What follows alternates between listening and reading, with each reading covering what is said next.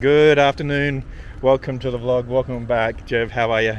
I'm good, mate. I'm now a serious regular. Yeah, he's getting really serious about that. Oh, we're at the RAAF in Bull Creek. Yeah, and this is the Heritage Aviation Museum, or the Aviation Heritage Museum. I haven't been here a long time, but you haven't been here at all, have you? No, I have been here, but not in a long time since they built the retirement village over there. Yeah, we're very impressed with the investment that's gone on behind us. But that's not why we're here today. It's a lovely Friday afternoon here in Perth, and there are lots of there's lots of exhibits of like aviation heritage. So like there's civilian as well as like the fighter Air Force side. But there was also tours to go on and even a VR experience. So I think we should investigate some of that stuff. So stay tuned, guys, to find out what happens here in Bull Creek.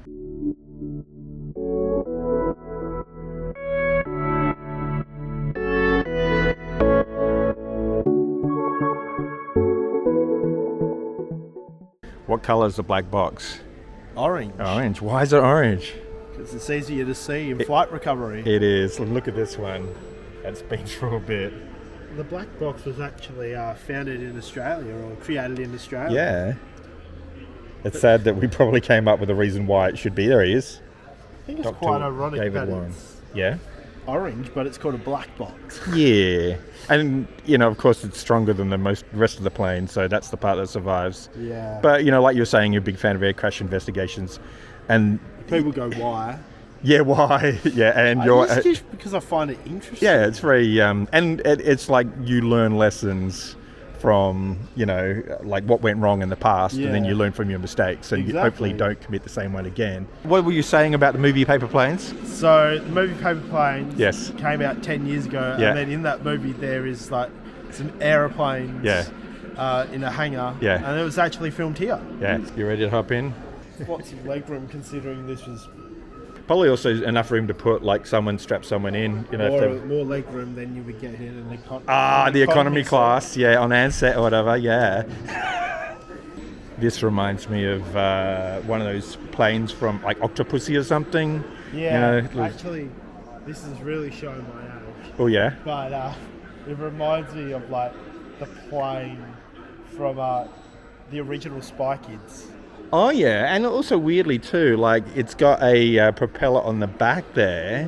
That reminds me of that Godzilla -1 video where the guy was flying a plane with a propeller on the back. That's very interesting.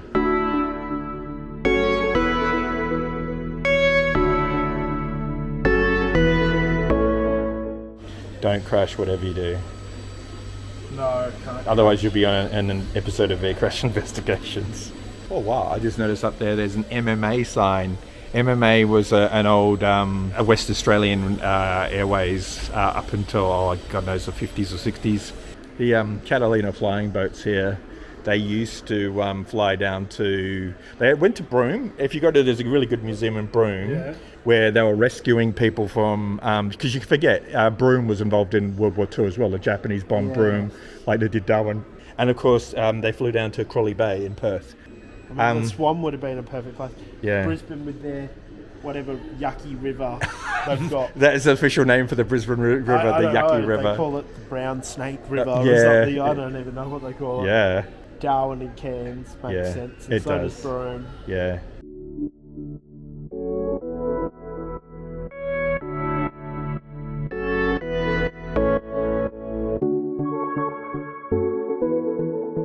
Dakota was sort of like a military version? Like the military version. Yeah. The Americans used to call it the C-47. Wow.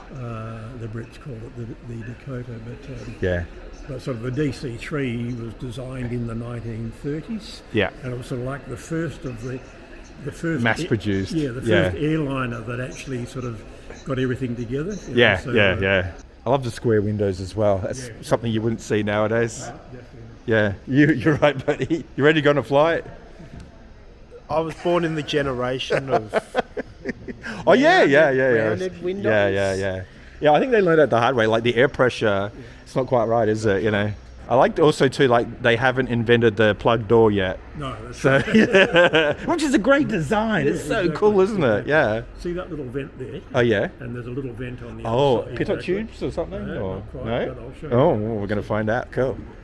So you can see we've got 2 doors. There's that one there, and then there's like another whole extra door here as well. So this was sort of like the freighter version. Yeah. So you could actually get a Jeep.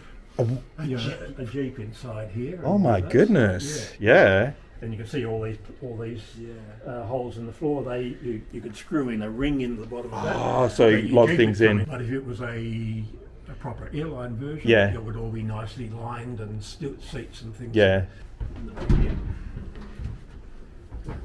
Whoa! This is a toilet. Yep. Oh my goodness! Oh, there. That's so that's the basin. There, and that leads out to that vent. Yes. There, and that's the other vent there. So that's the toilet. No, that's not the toilet. No way. It's not designed for ladies. This kind of reminds me. There's a McDonald's in New Zealand. Yeah, in New Zealand, where they have the DC3. I have done that. Yeah, it is the best one. The best McDonald's in the world. And the McDonald's out in Midland used to have a DC3 as well. Oh no! What happened to that? We're always the way of getting rid of our stuff before. Yeah. And you see on program, like Band of Brothers. And parachuting. This is the wire that they all hooked on, and they all walked back up here. And then there was the red light and the blue light and the red light and the green light. So we'd all go along. Red light, and then the light goes green, and you're out. Anyway, let's work on that way. Yeah, please. Yeah. There's another compartment before the actual cockpit. Yeah, head on through, guys. Ooh, it's a navigator. This is a navigator radio operator here. Nice, classic. How many, is it 4 crew or 5 crew? 3. Three? Co-pilot Oh, this is tiny. Well, I don't know if we're going to fit, to tell you the truth. Here we are in the cockpit. As I said, my dad flew these. He was 6'3", so... No! Yeah! So we got 2 throttles. Oh, yes. 2 mixtures. Ooh. So every time the aeroplane did something, you were constantly balancing rich and lean, and all that sort of stuff. And then 2 pitches, so for fine pitch, cool. coarse pitch. Oh, there we go. We've got a landing gear So switch. You've got here. This is hydraulics. Oh, so you'd pump like mad to get all that to work. You had to prime the landing gear or something. Yes. Yep. No. To make sure that your hydraulics was working. Yeah. And then here's your landing gear. Wow. And there's your flap there as well.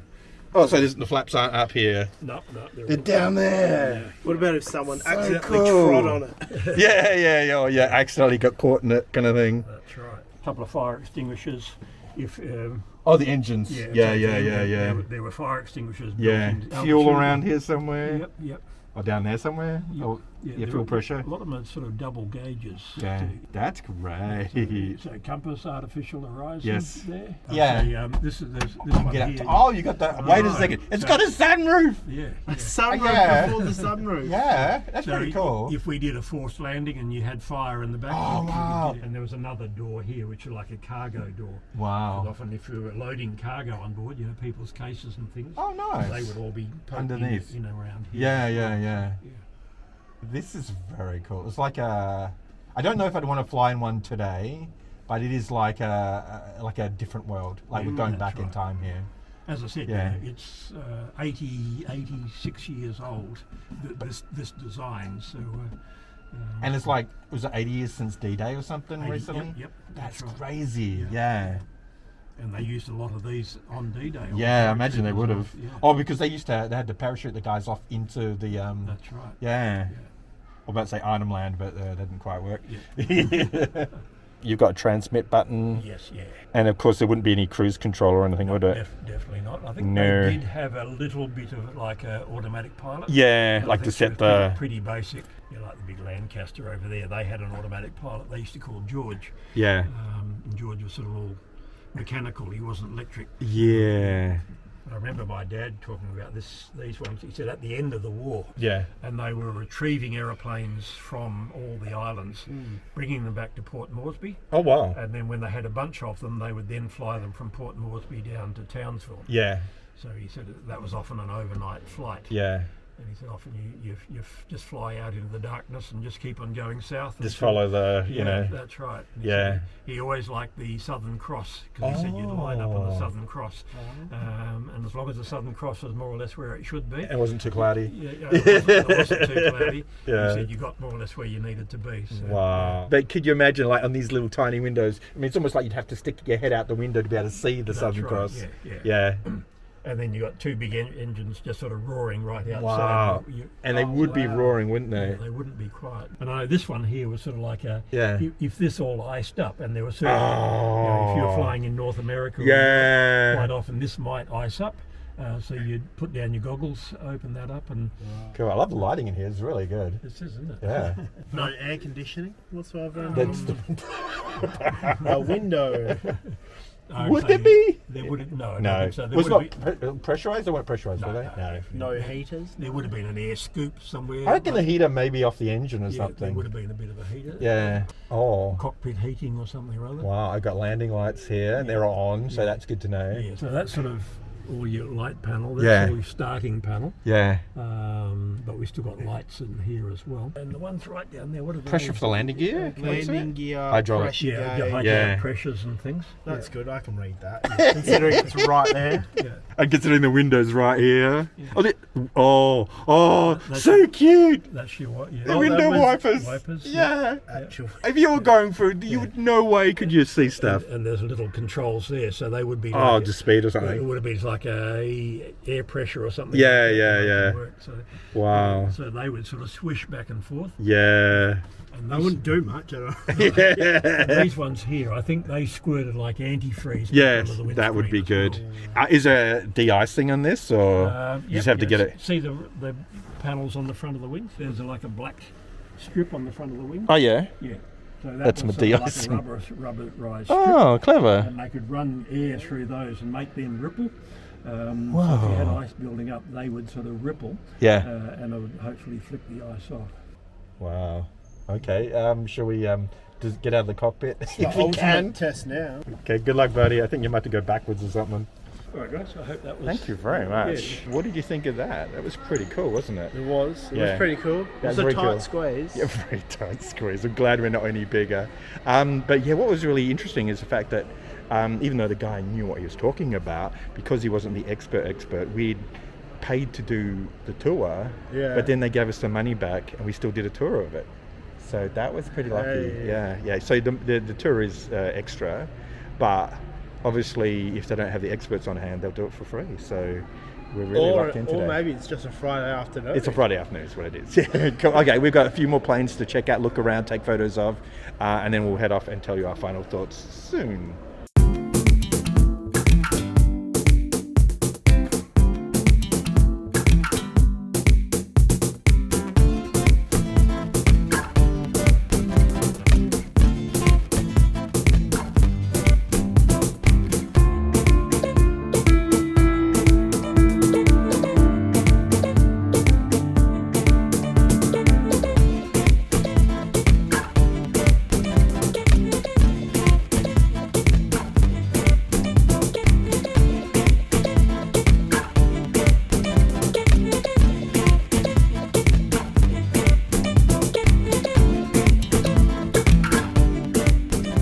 There you go, Jev. What did you think?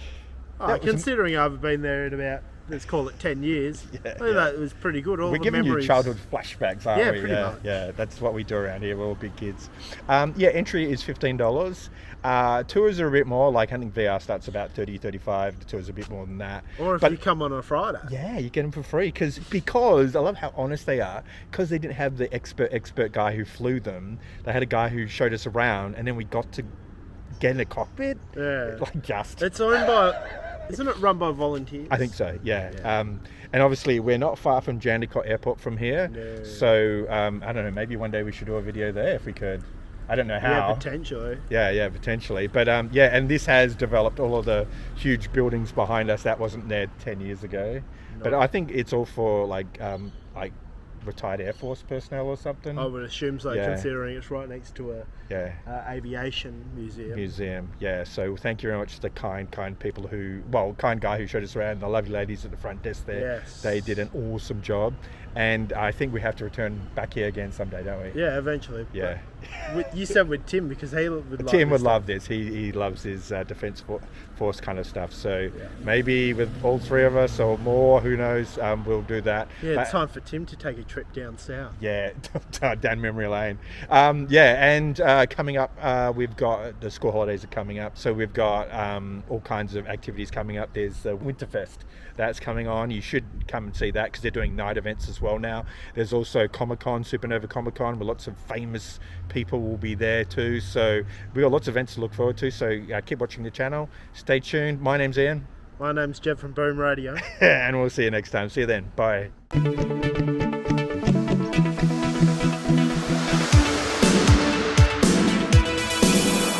And it says only children there, so I'm afraid we're probably too big, right? Yeah. Look at this, like, oh, lovely planes, lovely planes, lovely planes. Hello. Good luck to Jev and trying to get out of this tight fit. I've got one leg free. Breathe in. Plane made for ants. That's what I mean. Kidneys.